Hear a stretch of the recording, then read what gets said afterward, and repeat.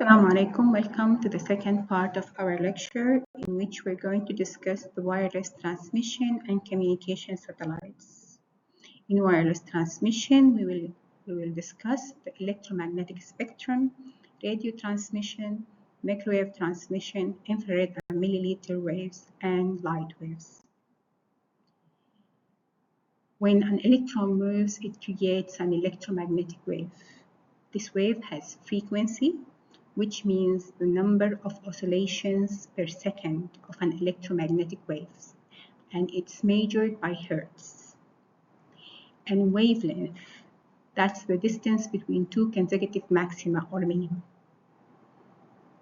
The ultimate speed is the speed of light, c, that equals 3 multiplied by 10 power 8 meters per second. C equals lambda, f, that means c equals wavelength multiplied by frequency.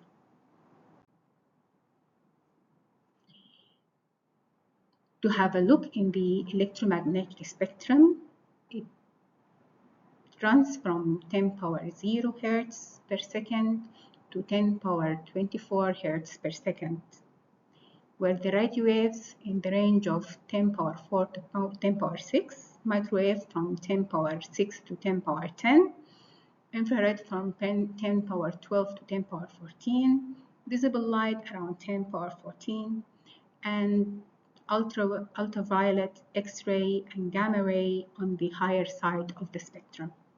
But unfortunately, those cannot be used for transmitting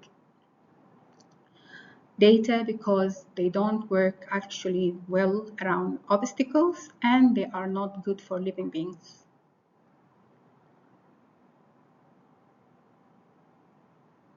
The guided transmission media range for the twisted pair, it's between 10 power 4 to 10 power 6 approximately. The coaxial cable from 10.5 to 10.9 approximately. The fiber optics from 10.14 to 10.15. The electromagnetic spectrum is divided into different frequencies: low frequency, medium frequency, high frequency, very high frequency, ultra high frequency, and so forth. The wider the band, the higher the data rate is. But this is governed by international and national agreements to say who gets which frequency. And most transmission is happening in the narrow frequency band, like GSM. But some frequencies are widespread frequencies are used, like frequency hopping spread spectrum, and this is used by military because hopping the spectrum makes it difficult to track, and it was used by 802.11 and it is used by Bluetooth. There is direct sequence straight spread spectrum. This was used to be used in the second generation of mobile phones. And lastly but not least, the ultra wide band, and this is what we call the underlay. Radio transmission waves are easy to generate, can travel long distances, can penetrate buildings easily, so they are widely used for communication. They are also omnidirectional, that means they travel at all directions at the same time, which leads to the sender and the receiver should not be carefully allied. But because they travel long distances, the interference between users is a problem. For this reason, governments tightly license the use of radio transmitters. For low, very low, and medium bands, the wave follows the Earth's cervix. For the higher frequencies, the waves actually reach the ionosphere and bounces from there. The second technology we're going to discuss is microwaves. With a frequency of 100 megahertz, the wave travel in straight lines. Therefore, they can be narrowly focused into microwaves. In microwaves, the microwave travels for long distances, and the higher the transmission tower are, the further apart they can be. For 100-meter higher towers, repeaters can be spread every 80 kilometers. There are two problems with microwave transmission, that is multipath fading, where the data might take multipaths due to the angle of the antenna and that it can be absorbed by rain. Microwave communication is widely used in long-distance phone communication, in cellular phones, in television distribution, it's used, let us say, in all places where the server shortage of the spectrum is developed. Microwaves can have some advantages over fiber. First, there is no headache of how to lay fibers into earth or into sea or near the shore, and it's relatively inexpensive. Infrared and millimeter waves are another wireless technology. Infrared and millimeter waves don't pass through solid objects. Infrared can only be used indoors because outdoors the direct light of the sun will interfere. And its advantages is that it doesn't travel for long distances, so there is no interference. And for this same reason, it's secure, so you can control your neighbor's television with your remote control. The last wireless transmission technology we're discussing will be light wave transmissions. Light wave transmission use lasers. It has high bandwidth, low cost, easy to install, but hard to configure. No penetration through rain or thick fog, and it can be disturbed by heat coming from the buildings. As you can see here, we have photodetector, laser transmitter that is affected when the laser beam is affected by the heat coming from the building and missing the detector on the other side.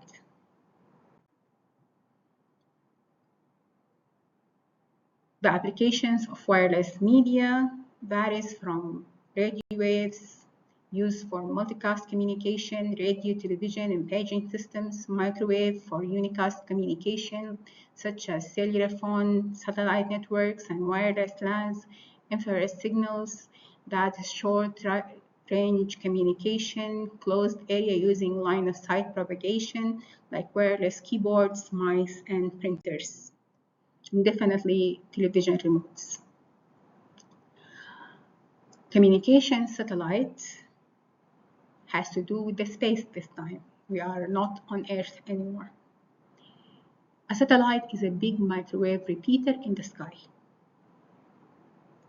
Each satellite has multiple transponders that listens to a portion of the spectrum that is the uplink from the Earth and amplify the incoming signal and rebroadcast it to another frequency, so the incoming signal and the outgoing signal will not interfere, and that's called the downlink. And the technique is called the bend pipe mode. Satellites are divided according to their altitude. They are low Earth orbit satellites, medium Earth orbit satellites, and geostationary orbit, Earth orbit.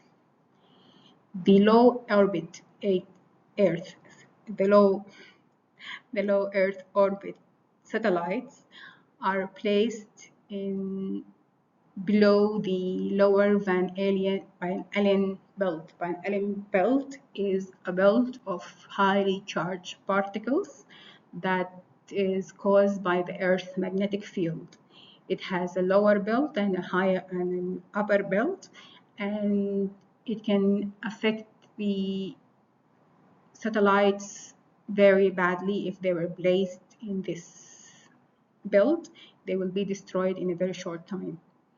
So the satellites are placed either below the belt or above the belt.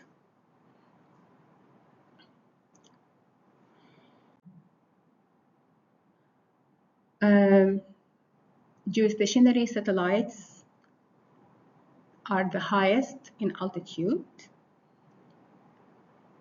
They can be placed up to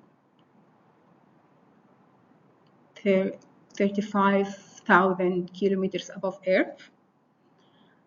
And to avoid interference, they have to be placed at least 2 degrees away from each other. They have 5 principal bands. The oldest is C, which runs from 4.4 megahertz to 6 megahertz to 6 gigahertz, and it has a problem with interfering with the ground stations. Then came L and S. They both have very low bandwidth and they're crowded. Then came KU, K upper and K under and K above. K under have the problem of rain and K above have the problem of rain and very expensive equipment. Geostationary satellites can use wide beam or spot beam. Wide beam can cover large areas up to the third of the globe, where spot beams can cover small areas few hundred kilometers in diameter. Satellites transponders can use frequency division multiplexing or time division multiplexing. That means they can split the bandwidths between different frequencies, or they can divide the slots by time.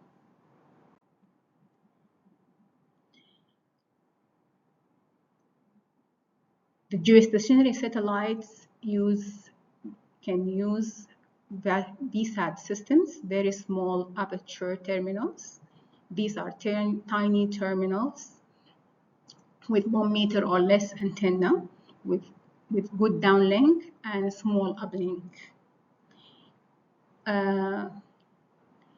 VSATs antennas are small with small power, and it's difficult for them to communicate with the satellite. That's why most VSAT systems has a VSAT hub that works as a repeater, takes the signal from the Earth terminal and send it to the satellite, and from the satellite back to the terminal.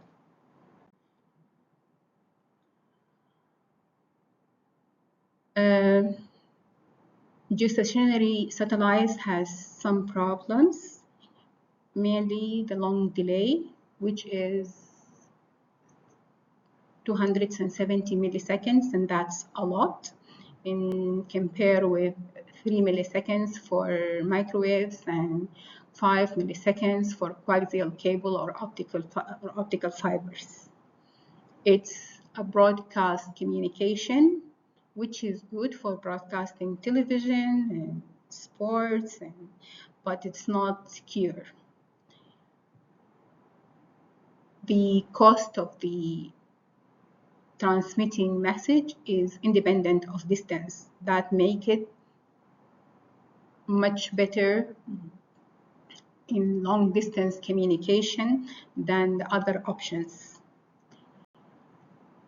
And it could be deployed almost immediately, which a major consideration for military communication, for example, for sensitive implementations. The medium Earth orbit satellites is lower than the geostationary satellites between the two pan-alien belts. It has smaller footprint on the ground.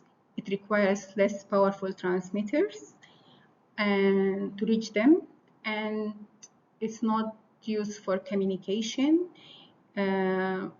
It's used, for example, for GPS as GPS satellites.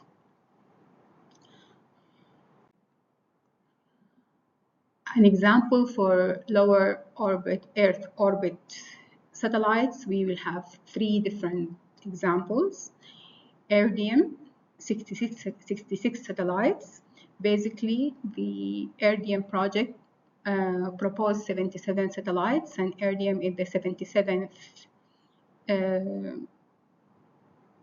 element in the element table. Then they reduced it to 66, but they didn't change the name. The goal was to provide world communication services using handheld devices.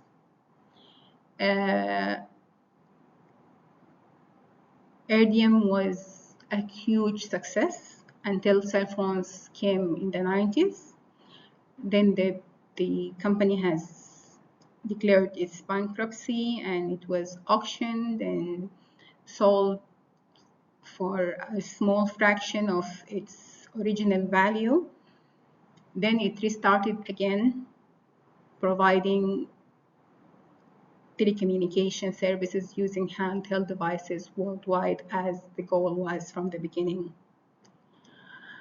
Globalstar, on the other hand, used 48 low Earth orbit satellites using bend pipe design, and depends on ground stations.